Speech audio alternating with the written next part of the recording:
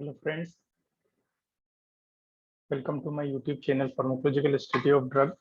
आज के हम इस वीडियो में एंडोक्राइन सिस्टम और हार्मोन्स के बारे में देखेंगे और हार्मोन से रिलेटेड डिसऑर्डर्स के बारे में देखेंगे ताकि एंडोक्राइनोलॉजी और एंडोक्राइन सिस्टम को हम अच्छे से समझ सकें।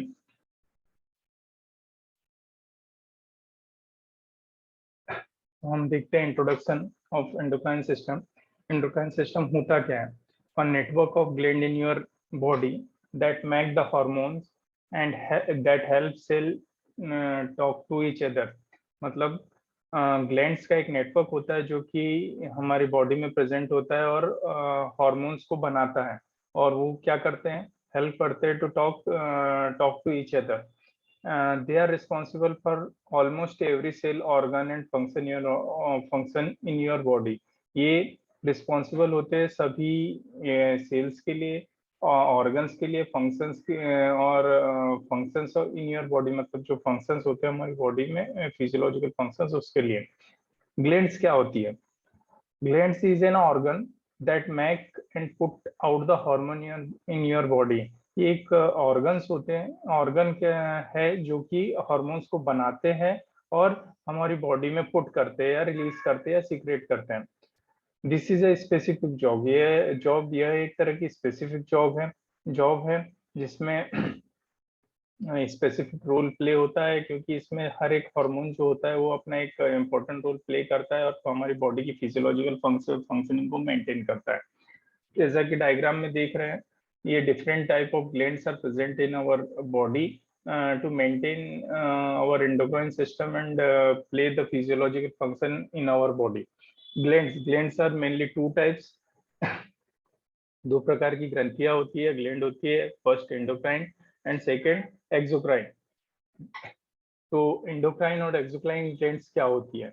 द डिफरेंस एक तरीके से डिफरेंशिएट किया गया है और उनके बारे में समझाया गया है। Endocrine glands are ductless. Endocrine gland जो होती है डक्टलेस होती है, इसमें कोई डक्ट प्रेजेंट नहीं होती है। और एक्सोक्राइन ग्लैंड जो होती है डक्ट के साथ में होती है। ये एंडोक्राइन ग्लैंड जो होती है अपने हार्मोन को सीक्रेट करती है, और जो एक्सोक्राइन ग्लैंड है मतलब एंडोक्राइन ग्लैंड जो है वो हार्मोन सीक्रेट करती है, और एक्सोक्राइन ग्लैंड जो होती है वो म्यूकस, एंजाइम और मेटाबोलाइट्स को सीक्रेट करती है। ग्लैंड सीक्रेशन, जो एंडोक्राइन ग्लैंड्स का सीक्रेशन होता है टारगेट ऑर्गन पे पहुंचता है थ्रू द ब्लड। मतलब इसमें कहा गया है कि डक्टलेस ग्लैंड है, मतलब ये जो एंडोक्राइन ग्लैंड होती है जो अपने सीक्रेशन से या हार्मोन्स को डायरेक्टली हमारे सर्कुलेटरी सिस्टम में ब्लड में पोर्ट करती है, रिलीज करती है। तो ये क्या होता है कि ब्लड में पहुंच जाते हैं और थ्रू द ब्लड ये बॉडी में डिस्ट्रीब्यूट होते हैं। और जो एक्सोक्राइन ग्लैंड होती है वो reach the target organ through the duct। ये डक्ट के थ्रू या स्मॉल ट्यूब लाइक स्ट्रक्चर के थ्रू ये अपने सीक्रेशन को टारगेट ऑर्गन तक पहुंचाती है। If the concentration of secretion very cause disorder and disease. मतलब एंडोक्राइन ग्लैंड जो होते हैं इसका जो सीक्रेशन होता है यदि बहुत ज्यादा कंसंट्रेट हो या एक्सेस क्वांटिटी में हार्मोन्स को सीक्रेट कर रहा है, तो इन दैट कंडीशन डिसऑर्डर या डिसीज होने के चांसेस होते हैं। बट एक्सोक्राइन ग्लैंड से जो सीक्रेशन होता है उसके कंसंट्रेशन में वेरिएशन या कम या ज्यादा होने से कोई स्पेसिफिक इफेक्ट या कोई सीवियर इफेक्ट पड़ने के चांसेस नहीं होते।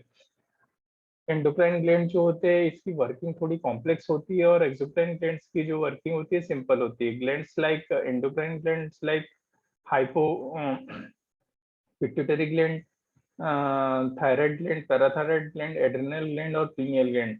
Hypothalamus is a organ work for endocrine system have important role. इसमें हाइपोथैलेमस जो होता है वैसे तो एक ऑर्गन है हमारे नर्वस सिस्टम का भी पार्ट भी कह सकते हैं, बट वर्क करता है विद एंडोक्राइन सिस्टम के साथ में और इम्पोर्टेंट रोल प्ले करता है। एक्सोक्राइन ग्लैंड्स में जैसे sebaceous sweet gland, salivary gland और बर्नर्स ग्लैंड, ये स्पेसिफिक ग्लैंड होती है। स्वीट ग्लैंड हमारी स्किन में होती है और स्लाइवरी ग्लैंड ओरली मतलब हमारे माउथ में प्रेजेंट होती है। ठीक है। तो ये डिफरेंशिएट किया गया एंडोक्राइन और एक्सोक्राइन ग्लैंड। तो एंडोक्राइन ग्लैंड क्या होती है और एक्सोक्राइन ग्लैंड क्या होती है। नाउ हार्मोन्स, हार्मोन्स क्या होते हैं? केमिकल मैसेंजर, एक तरीके से केमिकल मैसेंजर होते हैं जो कि हमारे ब्लड स्ट्रीम या ब्लड में सर्कुलेट होते हैं टू द टिश्यू और ऑर्गन तक, मतलब ब्लड के थ्रू वो टिश्यू और ऑर्गन तक पहुंचते हैं, स्लोली वर्क करते हैं और अफेक्ट करते हैं मेनी डिफरेंट प्रोसेस। हमारी बहुत सारी जो बॉडी के अंदर डिफरेंट फिजियोलॉजिकल प्रोसेस होती है उसको अफेक्ट करते हैं, जैसे ग्रोथ एंड डेवलपमेंट और मेटाबॉलिज्म। ग्रोथ एंड बॉडी का जो डेवलप होना, ग्रोथ होना, और मेटाबॉलिज्म हमारी बॉडी के अंदर जो मेटाबॉलिज्म होते हैं, मतलब हमारा बहुत सारे जो न्यूट्रिएंट्स है उनका उनको ड्रग उनको मेटाबोलाइट करना, ये काम या फूड हो गया उसको मेटाबोलाइट करने का काम में हेल्प करते हैं हार्मोन्स। क्लासिफिकेशन, हार्मोन्स का जो क्लासिफिकेशन है वो on the basis of chemical structure और केमिकल नेचर के बेसिस पे किया गया है, जैसे amino acid derivative, peptide hormones और lipid derivatives. Amino acid derivatives ये जो होते हैं, जितने भी हार्मोन जो कि अमीनो एसिड डेरिवेटिव्स के होते हैं, ये स्ट्रक्चरली सिमिलर होते हैं, मतलब स्ट्रक्चर इनका जो होता है केमिकल स्ट्रक्चर सिमिलर होता है। एग्जाम्पल जैसे कैटेकोलामाइंस, कैटेकोलामाइंस ये आपके सिंपैथेटिक नर्वस सिस्टम में एज ए न्यूरोट्रांसमीटर वर्क करते हैं, केमिकल मैसेंजर वर्क करते हैं, जैसे epinephrine, norepinephrine and dopamine. Thyroid hormones like tyrosine derivatives, melatonin या tryptophan derivatives. Next peptide hormones, peptide hormones जो होते हैं चेन ऑफ अमीनो एसिड की लंबी चेन होती है। ये इसको दो कैटेगरी में रखा गया है, फर्स्ट पेप्टाइड्स और सेकंड ग्लाइकोप्रोटीन्स। पेप्टाइड्स जो होते हैं इसमें लेस देन 200 अमीनो एसिड्स होते हैं, जैसे एंटीडायरेटिक हार्मोन, ऑक्सीटोसिन और ग्रोथ हार्मोन्स। ये एंटीडायरेटिक हार्मोन, ऑक्सीटोसिन और ग्रोथ हार्मोन का अगर हम केमिकल स्ट्रक्चर देखें तो उसमें अमीनो एसिड की लंबी सी चेन दिखाई देगी और वो उसमें 200 अमीनो एसिड से कम प्रेजेंट होंगे। दूसरा ग्लाइकोप्रोटीन, इसमें more than 200 amino acids present होते हैं विद कार्बोहाइड्रेट साइड चेन के साथ में, जैसे थायराइड स्टिमुलेटिंग हार्मोन्स। ये टीएसएच जो होता है थायराइड स्टिमुलेटिंग हार्मोन है, जिसमें कि 200 से ज्यादा अमीनो एसिड्स प्रेजेंट होते हैं स्ट्रक्चर में। लिपिड डेरिवेटिव्स, लिपिड डेरिवेटिव्स इन्हें भी दो कैटेगरी में डिवाइड किया गया है, स्टेरॉइड हार्मोन्स और इकोसेनॉइड्स। जो स्टेरॉइड हार्मोन्स होते हैं स्ट्रक्चरली सिमिलर होते हैं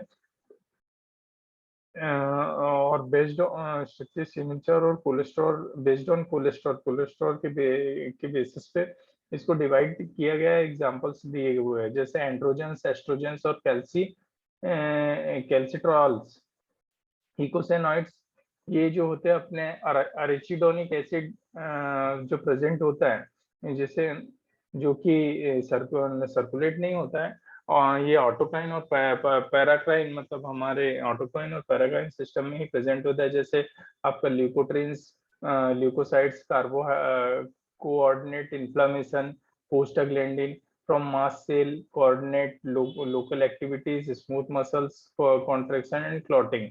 ठीक है, तो ये अरिचिडोनिक एसिड की अगर बात करें तो दिस एसिड स्पेशली मतलब हमारे जो इन्फ्लामेशन हो गया, पेन हो गया, इससे रिलेटेड जो एक्टिविटीज है उसमें इन्वॉल्व होता है और अपना स्पेसिफिक वर्क करता है। तो उसमें जो रिचिडोनिक एसिड डिवाइड मतलब जब सिंथेसिस ये होता है, डिवाइडेशन होता है, रिचिडोनिक एसिड फर्दर डिवाइड होता है, तो उसमें कुछ स्पेसिफिक सब्सटेंस या केमिकल सब्सटेंस फॉर्मेशन होते हैं, जैसे ल्यूकोट्रिन्स फ्रॉम ल्यूकोसाइड्स, और वो कोऑर्डिनेट करते हैं इन्फ्लामेशन में। प्रोस्टाग्लैंडिन ये भी आपका इन्फ्लामेशन से रिलेटेड और टिश्यू इंजरी से रिलेटेड वर्क करते हैं। ठीक है, mechanism of hormone, mechanism of hormone की बात करें तो हार्मोन जो होते हैं अपना स्पेसिफिक इफेक्ट देते हैं through the receptor, through on target cell. तो यहाँ पे एक फ्लो चार्ट के रूप में या फ्लो डायग्राम, फ्लो चार्ट के रूप में दिखाया गया है, जैसे कि hormone circulate in blood, blood में सर्कुलेट होते हैं, then contact to cell, target cell से कांटेक्ट करते हैं, देन जैसे कि और कॉज इफेक्ट और इफेक्ट प्रोड्यूस करते, जैसे जो आपकी जो टारगेट सेल के बायोलॉजिकल मेम्ब्रेन जो होती है, बायोलॉजिकल मेम्ब्रेन जो होती है, उस पर जो चैनल्स प्रेजेंट करती है, उनको ऑपरेट करने का, स्टिमुलेट सिंथेसिस को स्टिमुलेट करने का, सेल के अंदर एंजाइम एंजाइम जो वर्क करते हैं, एंजाइम की जो रिक्वायरमेंट होती है वहाँ पे उनको एक्टिवेट करने का या डीएक्टिवेट करने का, और सेल से जो सिक्रेशंस होते हैं उनको की एक्टिविटी को कंट्रोल करने का काम करते हैं in the cell through the receptor. ठीक है। और जो रिसेप्टर्स होते हैं present on the cell determine the cell hormonal sensitivity, मतलब वो स्पेसिफिक सेल पे ही इसके रिसेप्टर प्रेजेंट होते हैं जहाँ की हार्मोन अपना इफेक्ट देता है। रिसेप्टर जो होते हैं locate on the plasma membrane या बायोलॉजिकल मेम्ब्रेन जो होती है, या तो इनसाइड या आउटसाइड, मतलब ऑन द प्लाज्मा मेम्ब्रेन या out inside the plasma membrane के ऊपर या उसके अंदर प्रेजेंट होते हैं। तो जैसे उन्हीं के उसी के उसकी लोकेशन के बेस पे ही इसको दो कैटेगरी में रखा गया है। First cell membrane hormone receptor, मतलब जो ये प्लाज्मा मेम्ब्रेन पे जो रिसेप्टर प्रेजेंट होते हैं उनको सेल मेम्ब्रेन हार्मोन रिसेप्टर कहते हैं। Hormones like catecholamines, peptides, hormone glycoproteins और इकोसोनाइड्स, ये जो हार्मोन्स होते हैं ये सेल सरफेस है प्लाज्मा मेम्ब्रेन पे जो रिसेप्टर हार्मोनल रिसेप्टर प्रेजेंट होते हैं उससे बाइंड होते हैं and trigger the event inside the cell, मतलब जो सेल के अंदर जो एक्टिविटीज चल रही होती है उनको इनडायरेक्टली ट्रिगर करते हैं, ऑपरेट करते हैं या उनको एक्टिवेट करते हैं। और वहां पर प्रेजेंट जो सेकेंड मैसेंजर्स होते हैं जैसे एक्टिवेटर, इनिबिटर और कोफैक्टर ऑफ इंट्रासेलुलर एंजाइम, उनको इनिबिट करने का, एक्टिवेट करने का काम करते हैं as a second messenger. Intracellular hormone receptor, intracellular hormone receptor like hormones like steroid and thyroid hormones, ये क्या होते हैं सेल के मेम्ब्रेन से डिफ्यूज होकर सेल मेम्ब्रेन सेल के अंदर पहुंचते हैं थ्रू द डिफ्यूजन प्रोसेस, और वहां पर साइटोप्लाज्मा में जो हार्मोनल रिसेप्टर्स या न्यूक्लियस पे जो हार्मोन रिसेप्टर प्रेजेंट होते हैं उसके साथ बाइंड होते हैं, और बाइंड दे ये हार्मोन और रिसेप्टर जब बाइंड होते हैं तो then this complex are then bind to DNA, nucleus के अंदर जो डीएनए प्रेजेंट होता है उससे बाइंड होते हैं, उसको वहां पर एमआरएनए को ट्रांसक्रिप्ट करते हैं, देन प्रोटीन सिंथेसिस को पर ट्रांसलेट करके प्रोटीन का प्रोडक्शन करवाते हैं, जैसे metabolic enzyme that is all a type of protein, structural protein or other secretions. Activation of target cell, जो टारगेट सेल का एक्टिवेशन होता है वो डिपेंड करता है ब्लड में हार्मोन का लेवल कितना है, रिलेटिव नंबर ऑफ रिसेप्टर्स, उसमें जो आपके टारगेट सेल पे जो नंबर ऑफ रिसेप्टर्स कितने हैं, और उनकी जो एफिनिटी, जो रिसेप्टर और हार्मोन्स की बाइंडिंग एफिनिटी कितनी है, इस बेसिस पे टारगेट सेल जो होती है एक्टिवेट होती है। इंटरेक्शन हार्मोन का और टारगेट सेल के बीच जो रिसेप्टर्स होते हैं उनका इंटरेक्शन, मतलब एक दूसरे से जब इंटरेक्ट होते हैं तो क्या क्या इफेक्ट मिलते हैं, जैसे एंटागोनिस्टिक, मतलब हार्मोन्स जो होते हैं, दो हार्मोन्स अगर एक दूसरे से, मतलब दो हार्मोन्स इकट्ठे अपने टारगेट सेल पे पहुंचते तो हो सकता है वो एंटागोनाइज कर दे, मतलब एक से हार्मोन दूसरे से हार्मोन के इफेक्ट को एंटागोनाइज कर दे या अपोजिट इफेक्ट दे दे, उसको अपोज कर दे। सिनर्गिस्टिक हार्मोन्स है एडिटिव इफेक्ट हो सकता है, वो दो जब two hormones combinedly target cell पे रिसेप्टर से जाके बाइंड हो रहे हो तो वो एक दूसरे मतलब एक हार्मोन दूसरे हार्मोन के इफेक्ट को सपोर्ट करेगा या उसके इफेक्ट को बढ़ा देगा, दैट इज एडिटिव इफेक्ट। और permissive, one hormone is needed for the other to cause its effect, तो एक हार्मोन जो होता है अपने इफेक्ट को कॉज करने के लिए, अपने इफेक्ट को शो करने के लिए दूसरे हार्मोन की मतलब उसको आवश्यकता होती है इस इफेक्ट को, मतलब एक हार्मोन जो है अपना इफेक्ट शो करने के लिए दूसरे हार्मोन की रिक्वायरमेंट को उसकी रिक्वायरमेंट की होती है उसे ही, और वो अपना इफेक्ट देता है, उसे परमिसिव इफेक्ट कहते हैं। कंट्रोल ऑफ एंडोक्राइन एक्टिविटी, जो एंडोक्राइन सिस्टम होता है उसकी वो एक्टिविटी कैसे कंट्रोल होती है या वो एंडोक्राइन सिस्टम की एक्टिविटी को कैसे कंट्रोल किया जाता है, तो synthesis and release of most hormone regulated by negative feedback, जो सिंथेसिस और रिलीज होती है मोस्ट हार्मोन की और उसके नेगेटिव फीडबैक की वजह से। Hormone release turn by stimuli end of by negative feedback, मतलब जो हार्मोन जो रिलीज होते हैं वो स्टिमुलेशन प्रोड्यूस करते हैं और नेगेटिव फीडबैक देते हैं उसकी वजह से। Major stimulative stimulus for hormone release, मतलब 3 मेजर स्टिमुलेशन इफेक्ट है, स्टिमुली होते हैं जो कि हार्मोन रिलीज को सपोर्ट करते हैं बेटा। First hormonal humoral stimuli, second neural stimuli और थर्ड हार्मोनल स्टिमुली। तो humoral stimuli, ion in nutrient level in blood trigger release, जैसे PTH release from parathyroid hormone release when blood calcium low, जब blood में calcium का जो level है वो कम होता है, in that condition parathyroid hormone release होता है। न्यूरल स्टिमुली जैसे ऑटोनॉमिक नर्वस सिस्टम के through nerve fibre directly stimulate the release, मतलब जो नर्व फाइबर्स होते हैं वो डायरेक्टली इसको स्टिमुलेट करते हैं न्यूरोनल स्टिमुली को और हार्मोन्स को रिलीज करते हैं, जैसे इंक्रीज द सिंपैथेटिक एक्टिविटी, जिससे स्टिमुलेट एड्रेनल में सिंपैथेटिक एक्टिविटी बढ़ती है। एड्रेनल मेडुला जो एड्रेनल ग्लैंड पे जो प्रेजेंट होता है वो स्टिमुलेट होता है और epinephrine that is a hormone उसका रिलीज स्टार्ट हो जाता है। Humoral stimulate the release of other hormones, मतलब जैसे hormones relate stimulate the release of other hormones, जो हार्मोन्स जो होते हैं कुछ हार्मोन जो होते हैं अदर हार्मोन के रिलीज को स्टिमुलेट करते हैं, जैसे रिलीजिंग हार्मोन्स ऑफ हाइपोथैलेमस, मतलब बहुत से जो रिलीजिंग फैक्टर्स होते हैं, रिलीजिंग हार्मोन्स होते हैं जो कि हाइपोथैलेमस से रिलीज होते हैं और वो हमारे पिट्यूटरी ग्लैंड के हार्मोन्स को के रिलीज को ऑपरेट करते हैं, कंट्रोल करते हैं।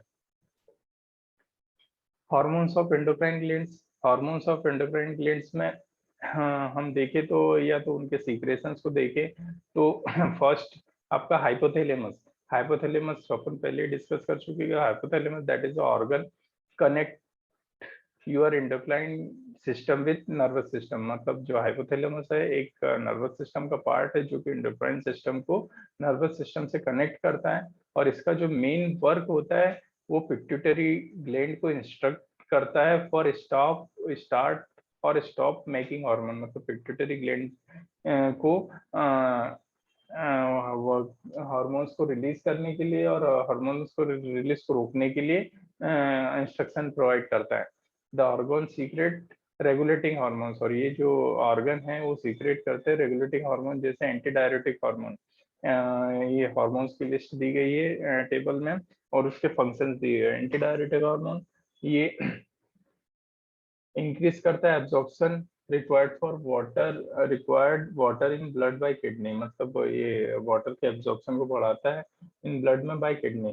कॉर्कोट्रोपिन releasing hormone regulate metabolism and immune response by work with pituitary and adrenal gland to release steroid, मतलब स्टेरॉइड को रिलीज करता है और साथ में आपका मेटाबॉलिज्म और इम्यून रिस्पॉन्स को रेगुलेट करता है, वर्क करता है पिट्यूटरी और एड्रेनल ग्लैंड के साथ में। Gonadotropin releasing hormone instruct pituitary gland to release hormones. Oxytocin involve the release mother's breast milk, ठीक है। आपका जो मदर से जो लैक्टेशन होता है breast milk during feeding, breast milk release होता है, उसको रिलीज करने में ऑक्सीजन हेल्प करता है, बॉडी टेम्परेचर को मेंटेन करता है और स्लीप साइकिल को मेंटेन करने का काम करता है। Prolactin controlling hormone tell pituitary gland to either start और स्टॉप लैक्टेशन, ये पिट्यूटरी ग्लैंड को लैक्टेशन को स्टार्ट करने के या स्टॉप करने के लिए ऑर्डर देता है। प्रोलैक्टिन कंट्रोलिंग हार्मोन, मतलब जो ड्यूरिंग फीडिंग जो मिल्क रिलीज होता है या जो सिक्रेशन रिलीज होता है मिल्क सिक्रेशन, उसको स्टार्ट करना है या स्टॉप करना है, उसकी जो इंस्ट्रक्शन जो हो प्रोलैक्टिन कंट्रोलिंग हार्मोन के थ्रू पिट्यूटरी ग्लैंड को दिए जाते हैं। Thyrotropin controlling hormone that is a hormone activate thyroid gland, ये थायराइड ग्लैंड को एक्टिवेट करने का काम करती है।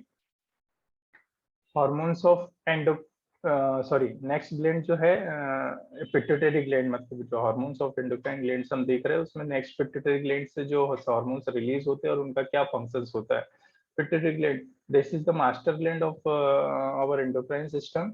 और ये जो है कि it uses information it gets from your brain to tell other gland in your body what to do।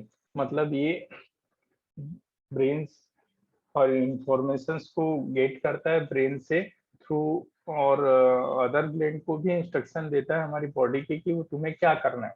It makes many important hormones like including अपना पिट्यूटरी ग्लैंड। अब टेबल के थ्रू इसको डिस्क्राइब किया गया, एक्सप्लेन किया गया। तो इसमें पिट्यूटरी ग्लैंड के फर्स्ट टू पार्ट में डिवाइड होती है, फ्रंट पार्ट और बैक पार्ट। जिसको अपन फ्रंट पार्ट को एंटीरियर पार्ट बोलते हैं और बैक पार्ट को पोस्टीरियर पार्ट बोलते हैं। एंटीरियर पार्ट में आपका कॉर्टिकोट्रोपिक हार्मोन ACTH, जो कि टारगेट सेल एड्रिनल ग्लैंड या एड्रिनल सेल पे जाके अपना वर्क करता है। Function stimulate adrenal gland and produce hormone cortisol, promote normal metabolism, sugar level and BP. मतलब ये एड्रिनल ग्लैंड को स्टिमुलेट करता है, कॉर्टिसोल हार्मोन को सीक्रेट करता है जो कि आपके नॉर्मल मेटाबॉलिज्म को मेंटेन करता है और शुगर लेवल और बीपी को मेंटेन करता रहता है। थायराइड स्टिमुलेटिंग हार्मोन TSH, ये थायराइड सेल पे जाके आपका वर्क करता है, और जो वर्क करता है वो सीक्रेट करता है, मतलब वहां से थायराइड ग्लैंड से thyroxine T4,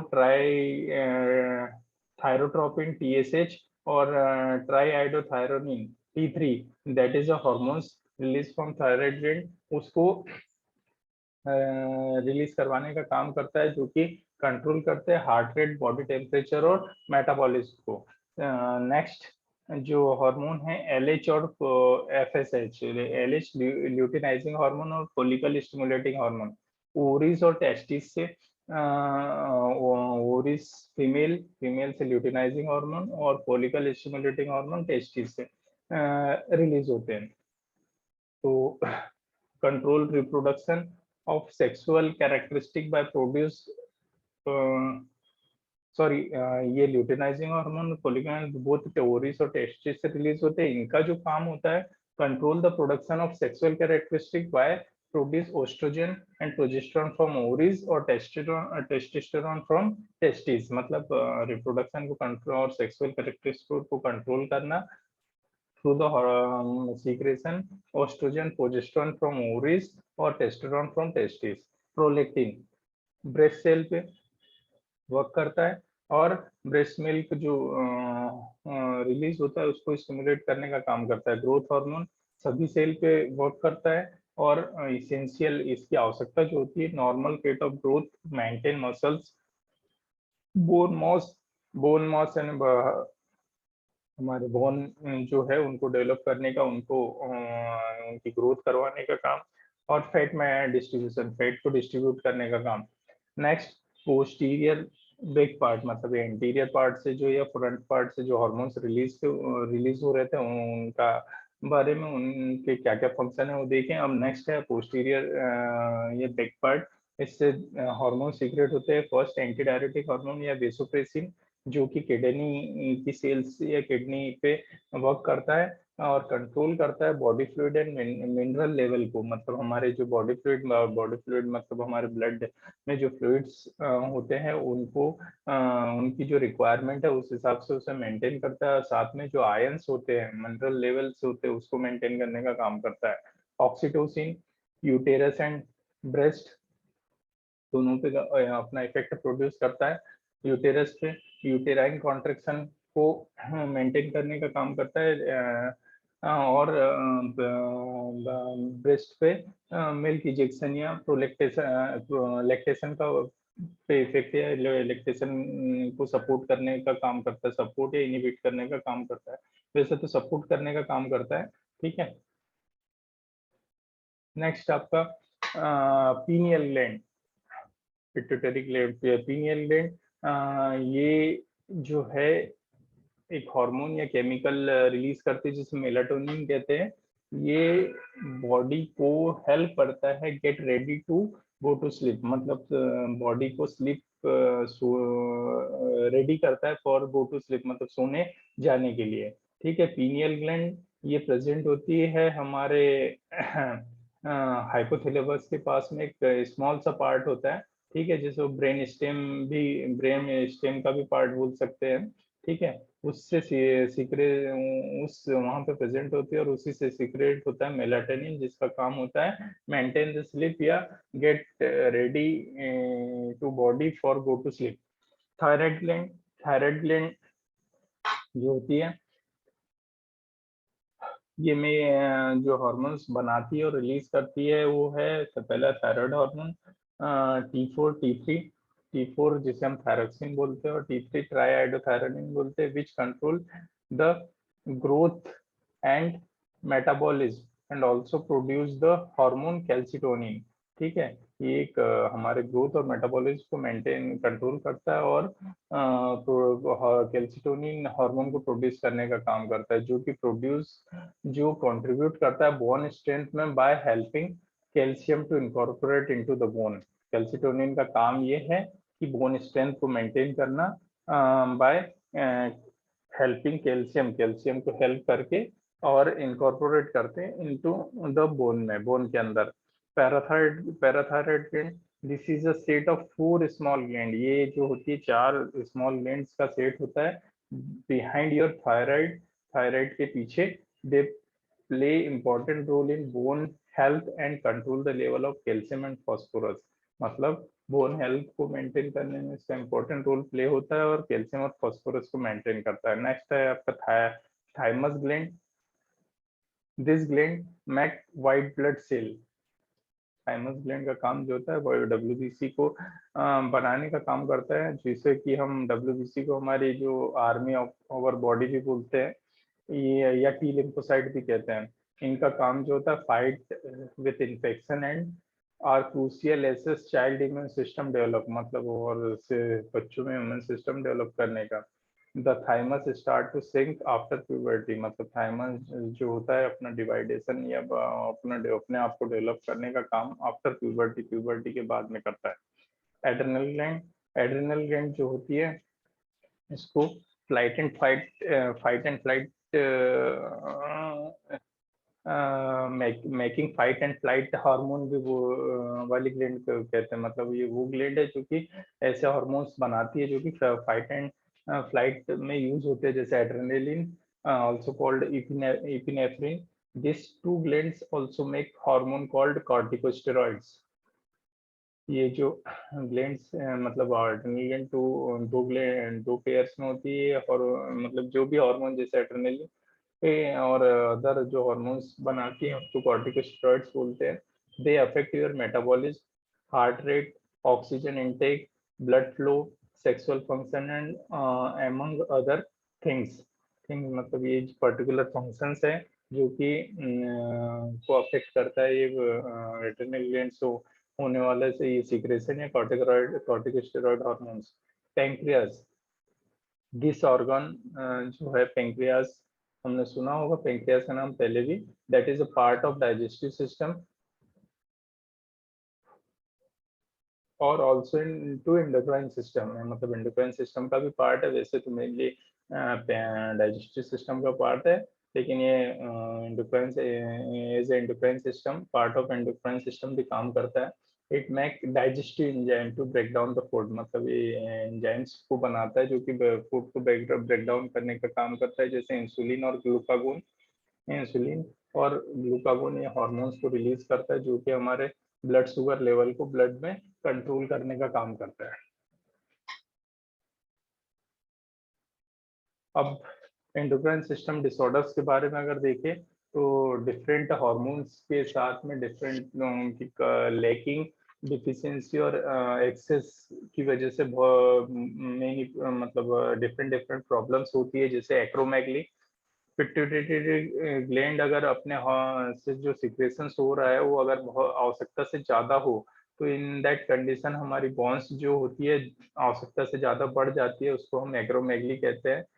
it usually affect, acromegaly में क्या होता है कि अपने हैंड, फीट और फेस की जो बोन्स होती है वो उस पर इफेक्ट पड़ता है।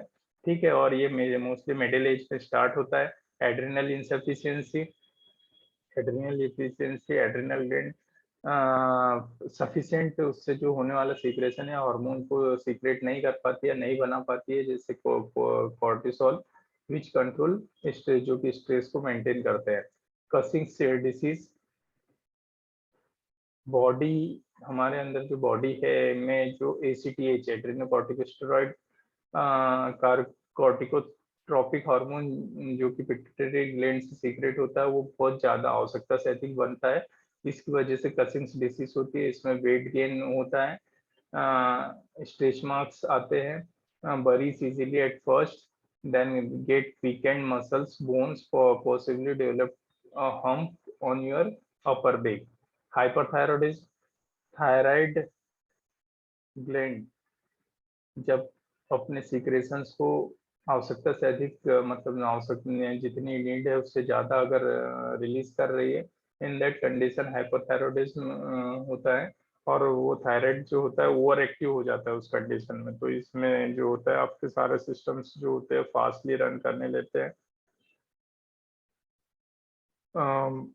जैसे कि वेट लूज होता है, रैपिड हार्ट बीट होती है, ट्रबल स्लीपिंग होती है। हाइपोथायराइडिज्म इसमें सफिशिएंट थायराइड हार्मोन रिलीज नहीं हो पाता है, बर्न नहीं होता, और हमारा सिस्टम स्लो डाउन हो जाता है, इसमें टायर्ड फील होता है, गेन वेट होता है, और स्लो हार्ट बीट हो जाती है, जॉइंट एंड मसल पेन होता है। हाइपोपिट्यूटरी पिट्यूटरी ग्लैंड जो होती है वो कम मात्रा में हॉर्मोन्स को सीक्रेट करती है, रिलीज करती है, जिससे your adrenal and thyroid gland can't work properly, मतलब एड्रेनल और थायराइड ग्लैंड वो प्रॉपर वर्क नहीं कर पाती है।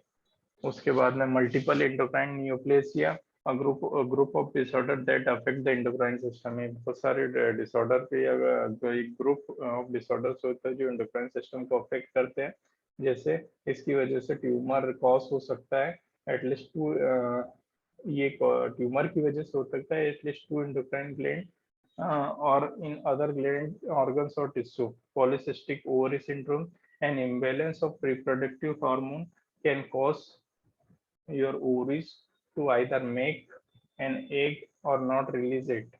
मतलब जो आपका ओवरी या रिप्रोडक्टिव हार्मोन्स जो होते हैं इम्बेलेंस होने की वजह से ओवरीज में एक जो ओवरीज से जो एग रिलीज होते हैं वो नहीं बन पाते हैं, रिलीज नहीं होता है, हो पाता है ड्यूरिंग ओव्यूलेशन, तो उसको हम बोलते हैं पॉलीसिस्टिक ओवरी सिंड्रोम। ठीक है। Precious puberty, when gland that control reproduction does not work properly।